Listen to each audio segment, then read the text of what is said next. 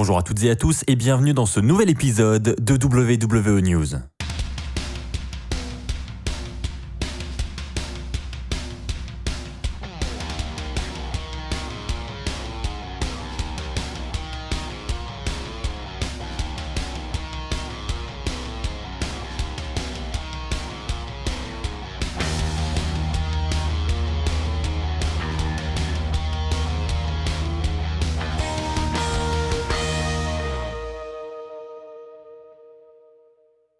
Bonjour à toutes et à tous, c'est Axel de la chaîne YouTube WWE Fan France. On se retrouve pour cette première vidéo de ce reconfinement. Alors je tiens d'ores et déjà à vous le dire, je vais essayer d'être actif au maximum durant les 4 prochaines semaines pour essayer de vous divertir au maximum. On va essayer de faire de ce confinement une force pour se divertir tous ensemble. Donc comptez vraiment sur moi pour vous proposer le maximum de contenu possible.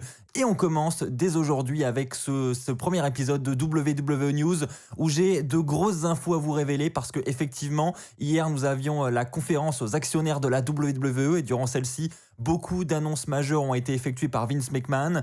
J'ai également des nouvelles sur cette affaire de Twitch et Cameo en ce qui concerne les superstars. On en a parlé à de nombreuses reprises. Eh bien, il y a du nouveau. Et enfin, on parlera également des Survivor Series et aussi du prochain SmackDown. Commençons avec cette affaire de Twitch et de Cameo. Alors on en a déjà parlé à plusieurs reprises sur cette chaîne YouTube. Vous le savez peut-être, il y a maintenant plusieurs semaines, on nous avait annoncé que Vince McMahon avait clairement demandé aux superstars de la WWE qui avaient soit un compte Cameo, soit un compte Twitch de fermer ces comptes-là. Donc pour ceux qui ne connaissent pas Cameo, c'est une plateforme où vous pouvez payer pour obtenir une vidéo de votre superstar favorite, une vidéo personnalisée. Et donc Twitch, c'est une plateforme de streaming, principalement sur les jeux vidéo. Et donc Vince McMahon avait demandé aux superstars de fermer ces plateformes, mais il n'y avait rien d'officiel, il n'y avait pas vraiment d'action. On voyait que les superstars avaient continué à streamer depuis, donc ça s'était un petit peu calmé. Et là, hier, gros retournement de situation en ce qui concerne les superstars, puisqu'on a dans un premier temps Paige qui a officiellement annoncé sur Twitch qu'elle allait arrêter son compte Twitch. De même pour AJ Styles qui a d'ailleurs lui envoyé un gros pavé sur son Discord en expliquant un petit peu la situation et donc il fait clairement référence à la nouvelle politique de la WWE qui a changé, qui l'oblige donc à fermer son compte Twitch. Donc il dit que c'est simplement un au revoir, qu'il compte revenir, mais pour l'instant ils n'ont pas le choix, ils doivent arrêter leurs activités. Zelina Vega et Aleister Black ont fait exactement la même chose sur leur compte Twitch et il en va de même pour Cesaro qui a lui aussi communiqué sur la situation. Sur Cameo, vous aurez peut-être remarqué que certaines superstars ont déjà disparu de la plateforme. On pense à Roman Reigns, on pense à Biggie, on pense à Peyton Royce par exemple. De nombreuses superstars ont disparu de la plateforme. Elles n'ont tout simplement pas le droit de réaliser ces vidéos désormais. On voit encore des superstars restantes comme Lacey Evans par exemple. Mais pour ces comptes-là, la fermeture est très proche et devrait arriver dans les prochaines heures parce que tout simplement, la règle est la même pour toutes les superstars de la WWE. Si vous êtes une superstar, vous n'avez pas le droit d'avoir une activité sur Twitch, vous n'avez pas le droit d'avoir une activité sur Cameo. C'est la règle, donc vous ne pourrez plus regarder vos superstars favorites streamer ou vous ne pourrez plus acheter une vidéo personnalisée de vos superstars. Ça semble désormais officiel. Maintenant les amis, je vais parler avec vous des Survivor Series, le prochain pay-per-view de la WWE. Pour ceux qui l'auraient raté, il s'agira d'un pay-per-view qui sera dédié aux 30 ans de carrière de l'Undertaker. L'Undertaker devrait d'ailleurs réaliser une apparition durant ce pay-per-view, alors il ne devrait pas avoir de match, du moins à l'heure actuelle ça n'est pas prévu, mais il devrait apparaître pour célébrer ses 30 ans de carrière et on devrait avoir durant tout le pay-per-view des clips vidéo, ce genre de choses en rapport avec les 30 ans de carrière de l'Undertaker pour célébrer ce moment historique. Et on apprend aujourd'hui une nouvelle information, c'est que le kick-off des Survivor Series, donc le pré-show, va durer exceptionnellement 2 heures et il sera disponible sur le WWE Network. Alors vous le savez, habituellement un kick-off c'est 1 heure. Là, il s'agit d'un kick-off de 2 heures, donc visiblement la WWE va commencer cette célébration sur les 30 ans de carrière de l'Undertaker dans le kick-off et ça devrait donc durer un petit peu plus longtemps. Honnêtement, je trouve que c'est une excellente idée de célébrer ces 30 ans de carrière et de consacrer ce pay-per-view à l'Undertaker parce que 30 ans de carrière, quelle superstar de la WWE peuvent se dire j'ai réalisé 30 ans de ma vie dans cette fédération. Ils sont très peu nombreux Et clairement, l'Undertaker mérite d'avoir ce show qui lui est dédié. Donc je suis très content et j'ai hâte d'ailleurs de voir ce pay-per-view. Et d'ailleurs, j'ai hâte également de voir toute cette programmation en lien avec l'Undertaker qui sera diffusée durant tout le mois de novembre sur le WWE Network. Et petite information que je ne vous ai pas communiquée mais qui peut vous intéresser, c'est que le kick-off commencera à 23h heure française. Et ça, c'est une plutôt bonne nouvelle. Nous qui sommes français, avoir un kick-off à une heure plutôt abordable, c'est plutôt cool. Les amis, je vais maintenant parler avec vous de cette conférence du troisième trimestre de la WWE aux actionnaires. Il s'agit d'une conférence obligatoire pour la WWE dans laquelle elle communique ses résultats à ses actionnaires. Et donc durant cette conférence, généralement, on apprend plusieurs choses sur l'avenir de la WWE, sur ce qu'ils ont en prévision. Et là, on a une fois de plus appris plusieurs choses. Premièrement, nous apprenons que la WWE est en train de travailler sur la production d'un documentaire centré sur Vince McMahon qui devrait être diffusé sur Netflix. Donc il sera produit par WWE Studios, la franchise de la WWE en ce qui concerne la production de films, etc.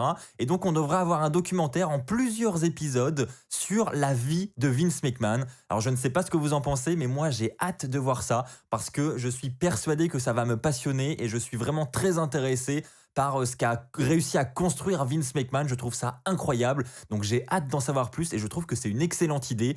Et donc ça a été officialisé durant cette conférence hier. Alors pas de date de donnée, on ne sait pas quand va arriver ce fameux documentaire, mais quoi qu'il arrive, même si c'est dans 2 ans, j'ai vraiment hâte de le regarder. La seconde information qui ressort de cette conférence, c'est que visiblement la WWE souhaite développer une fois de plus son marché en Inde, puisqu'elle a annoncé qu'en 2021, il devrait y avoir un événement centré sur les stars indiennes, sur des superstars indiennes actuellement en développement. Donc on devrait avoir un show 100% stars indiennes. La WWE a ensuite communiqué sur ses revenus, sur ses résultats, et en gros ce qu'il faut retenir, c'est que ce soit le nombre d'abonnements au WWE Network, les revenus, le bénéfice, bref, tout est en augmentation à la WWE. Alors je vais pas vous donner les chiffres, mais en gros ce qu'il faut vraiment retenir, c'est que tout se passe bien pour la WWE, du côté des audiences également. Depuis qu'ils ont amené ce Thunderdome, eh bien les chiffres ont augmenté, les audiences ont augmenté. Alors quand on lui pose la question à Vince McMahon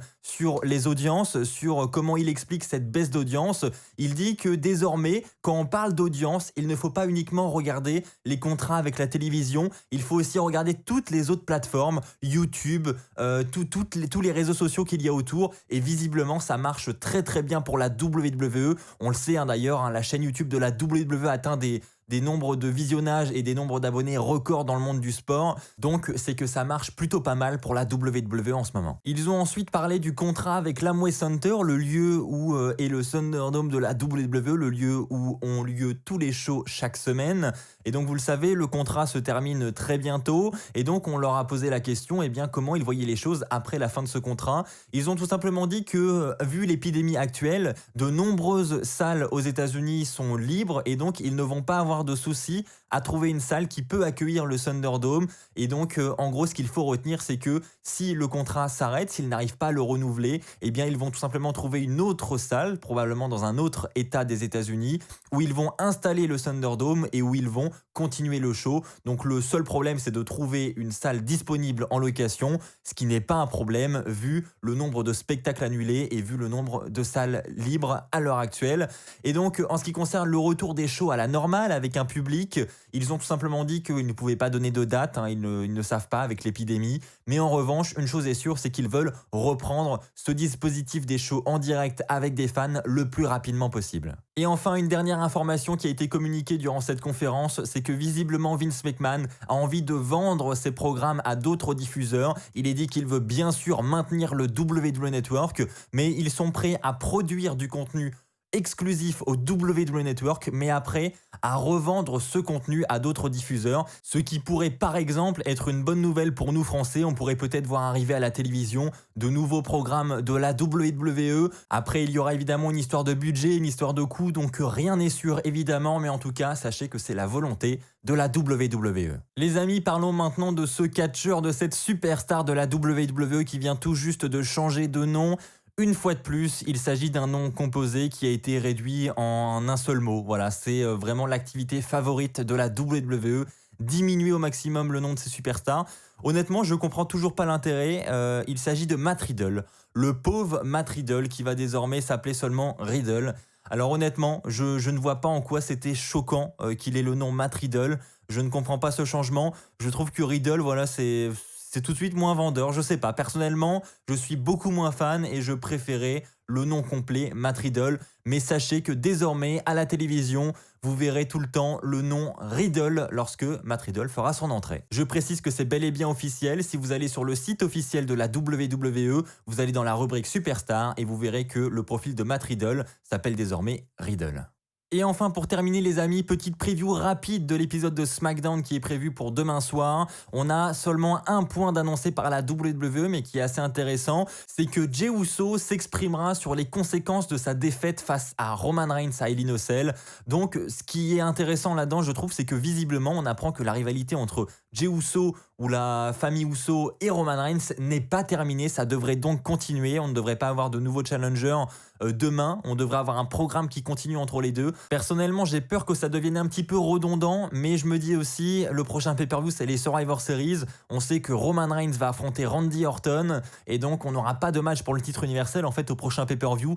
Donc c'est peut-être simplement pour nous aider à patienter jusqu'au Survivor Series et attendre le prochain pay-per-view où sera défendu le titre universel. C'est peut-être là qu'ils vont cette fois-ci nous amener un nouveau challenger et que là, c'est peut-être une rivalité qui continue juste pour faire une transition vers TLC qui sera le pay-per-view suivant Survivor Series.